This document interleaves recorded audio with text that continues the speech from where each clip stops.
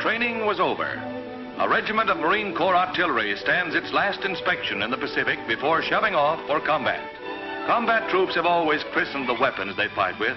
So when an Iron Lady named 105mm howitzer model M2A1 answered roll call as Glamour Gal, she wasn't just part of another section in G Battery anymore.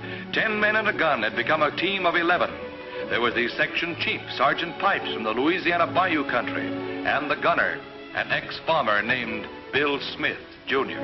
Big Stoop Simulovich, a Wall Street clerk, fired Glamour Gal, and the loader was Chief Jefferson, a Choctaw Indian. There was Furman Alfonso Martinez out of Old Spain by way of Montana. And from Coal Valley, Pennsylvania, a one-time welder named Tom Hanby. There was Tommy Bratcher, ammo passer, who dreamt of raising Herefords back in Tennessee. And Tex Kuhn, who came, strangely enough, from Texas. Chris Benke, the Dutchman from D.C., with post-war plans in South America. And the old man of the outfit, Pop Reynolds. These were the ladies' escorts. They had bullied her and babied her from Camp Pendleton to Pearl Harbor. And while they often wished she'd looked like the portrait painted on her shield, they were proud of her. When the order finally came to shove off, everybody knew where they were going. Truk, Formosa, Malaya, French Indochina, every place from Tokyo Yacht Basin to Bremerton Dry Dock. They all had the straight dope except Glamour Gal. From here on out, the division would be in its combat phase. Many of the men were already veterans, and many had never smelled powder burning except on the range. The guns were arsenal tested and tried in the field, but the ultimate proving ground of men and guns together would be the battlefield, the secret destination sealed in the fighting orders of the task force. Down in the stuffy hole of a transport, the artillerymen were just passengers, bored, breathing last week's air, and reading the print of last year's magazines, swapping lies about their hometown girlfriends, and comparing the artistic merits of oceanside tattooing with that of Honolulu. But mostly they wondered where they were going. One morning they found out. The captain gave them the scoop, showed them their objective. It was the island of Iwo Jima in the volcano group, a godforsaken rock somewhere between the devil and the Dutch East Indies. He showed them Green Beach, where George Battery would go in. He showed them where Glamour Gal would fire her first shot in anger. He showed them where some of them would die.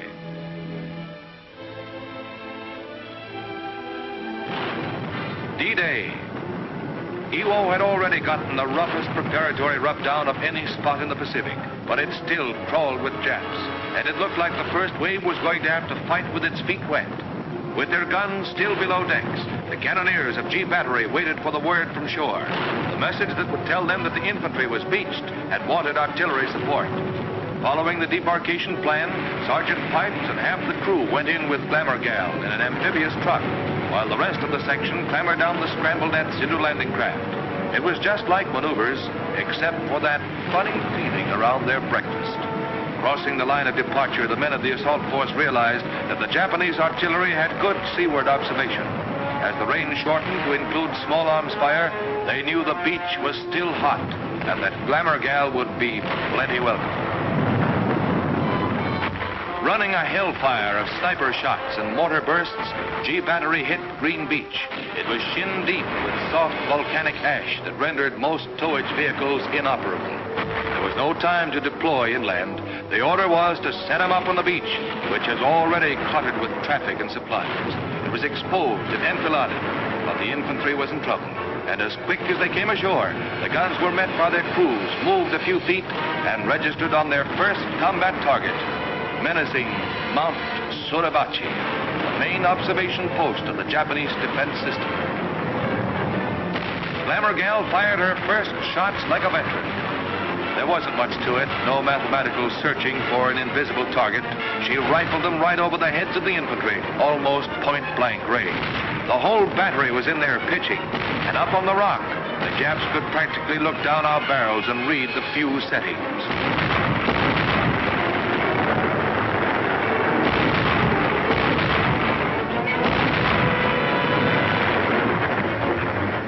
By evening, the casualties had started coming back.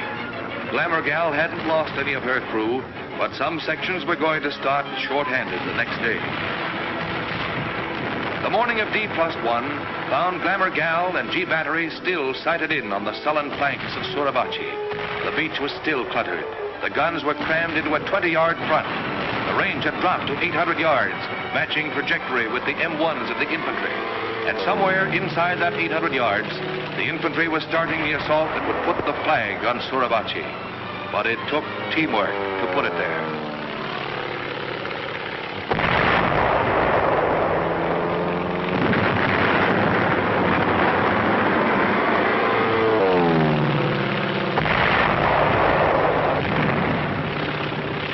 As fast as the firing data reached her pit, Glamour Gal slammed her 33-pound projectiles into the caves and ledges of the big rock. But the ammunition supply had to be constant, incessant. It came in a rotating flotilla of ducks and Amtraks and was dispersed in safe, separate, and convenient piles out of reach from Suribachi. There was more fire pouring into that extinct volcano than ever came out of it when it was active. The mountain fought back. But gradually, the planes and ships and guns filled out the battle pattern that would end with Mount Suribachi once again, an extinct volcano.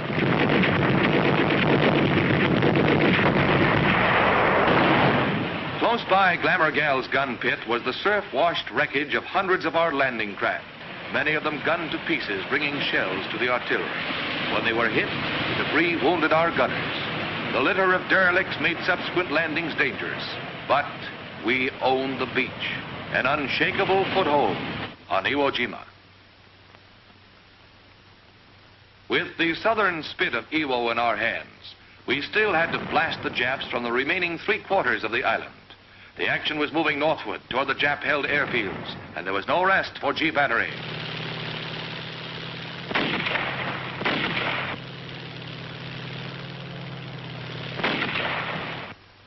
No place on the island was safe from the searching Jap fire, so Glamour Gal had to be dug well in her new position. The men moved cautiously because the sniper fire was heavy, and besides, the infantry was waiting. A change of positions meant an uneasy lapse in artillery support. The firing lag had to be kept to the absolute minimum.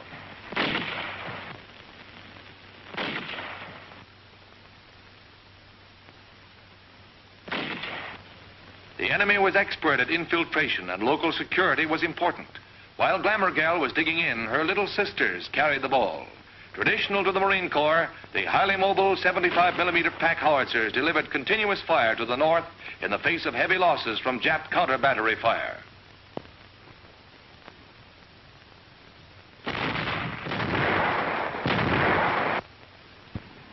Any level ground that the Japs weren't using served as an airstrip for our grasshoppers.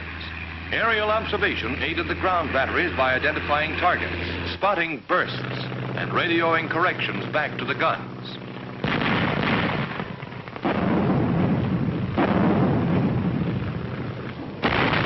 At the southern approach to the first airstrip, another battalion of 105s was set up on Glamour Gal's flank.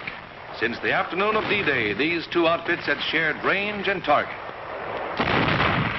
When Glamour Gal was properly emplaced in a well-protected pit, her alignment was checked. All guns in the battery had to be as parallel as an aiming circle and a lieutenant's mathematics could make them.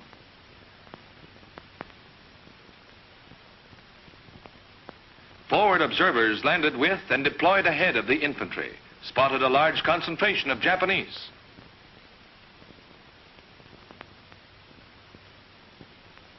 They phoned the target data back to the Regimental Fire Direction Center, who would pass it down to battalion and battery positions.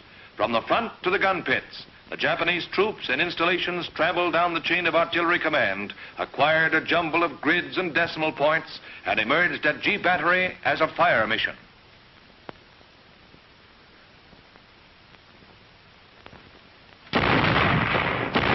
A synchronized barrage, with the entire regiment backing up Glamour Gal as she blistered the paint off her tube to get her quota of effective rounds into the target area.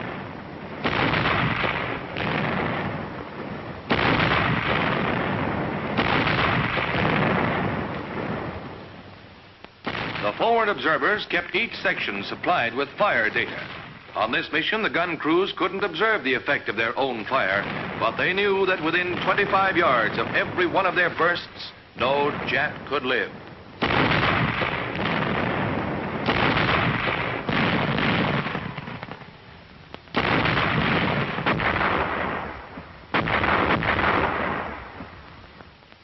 Up ahead, the infantry watched the smoke and bursts of the barrage. When it lifted, they were going in.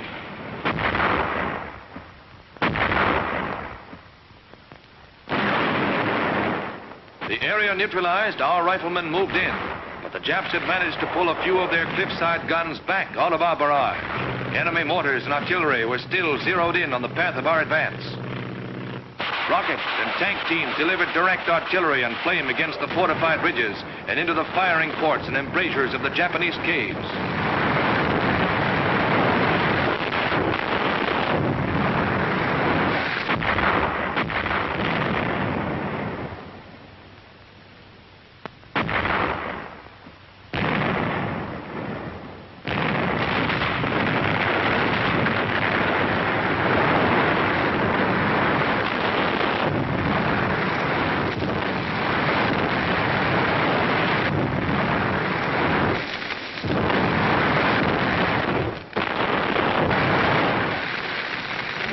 From the air, observers directed the execution of the order that came down through division to burn out the entire area.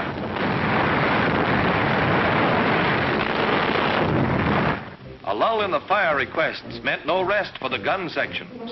Glamour Gal had to be cleaned and ready for the next mission the infantry might call for.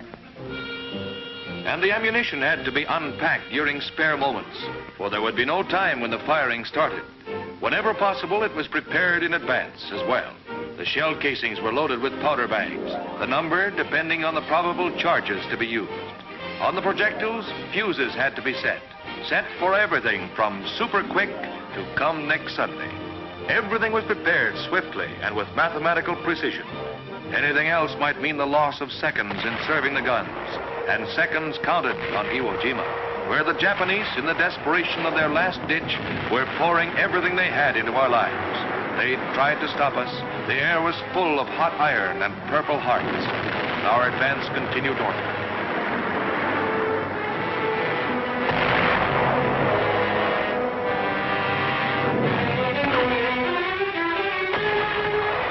A few days after Glamour Gal had hit the beach, the Corps artillery had landed its 155mm howitzers. Not as fast or as mobile as the 105s, they had greater range and destructive power. And they were just the answer to the long-range Jap coastal guns.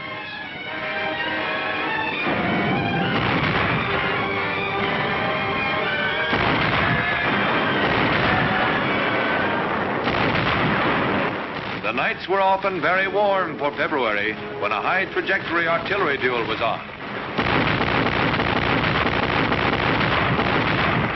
It was give and take until the Japs had a lucky shot into the division ammo dump.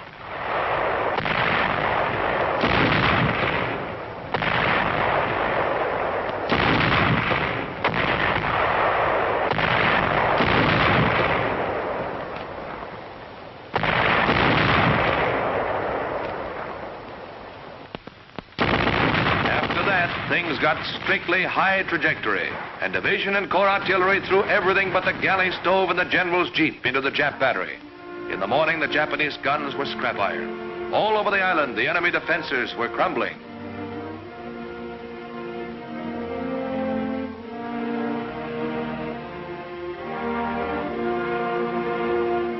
For the first time in almost a month, the artillery could stop to pick up its brass.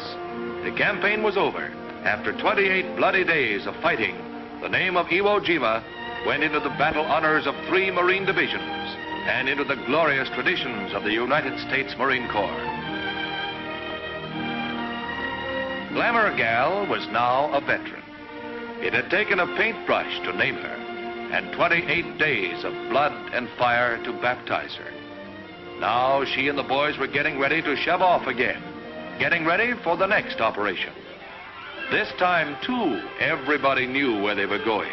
Korea, Formosa, Malaya, French Indochina. But they didn't know that their next landing would be on Japan itself. They didn't know that inside of 7 months, the war would be over, and that Glamour Gal's next mission would be as a policeman's club to help keep order in Greater East Asia.